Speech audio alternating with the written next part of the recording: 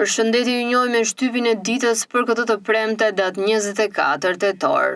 Në gazetën Telegraf mund të lexoni agentët e licencuar nga Banka e Shqipërisë sjellin paratë e kokainës në Shqipërinë me sistemin kinez Hawala.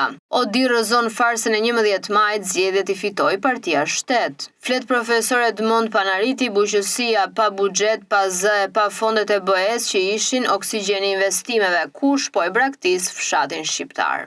Çmimet e referencës jasa do të kushtojnë pronat nga 1 janari 2026, çmimet e reja për shtëpit, bodrume dhe garazhe në të 12 qarqet. Në gazetën Dita mund të lexoni raportet Saliu dhe qeveria. Harta e re territoriale ka sjell edhe një konfigurim të numrit të pensionistëve. Më në brendësi mund të lexoni përse Putini kërkon me çdo kusht Donbasin. Nga rubrika e shëndetit mund të lexoni një përzierje e fuqishme kundër gripit, por kujdes me hudhrën, përse kemi një dridhje në prag të gjumit, ushqime që pastrojnë mushkrit nga duhani.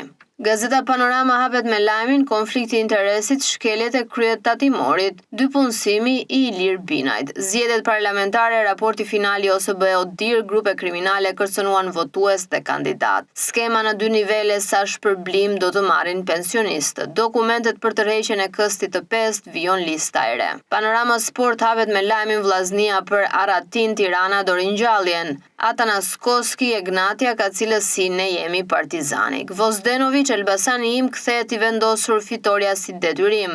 Dinamo sfidon surprizën Vora, Dita shumë shpejt në krye, Teuta gati për të treguar forcën ndaj vlonjatëve. Allegri para Pizës, jemi me këmbë në tokë, tifozët e quajnë tradhtar, Figo El Clasico e Realit. Liverpooli rigjeti veten, Slot tani nuk mbahemi. Kthimi i Musialës, Bayerni merr frym pas ankthit. Basketball, skandal i madh Bastesh, tunden prangat në NBA.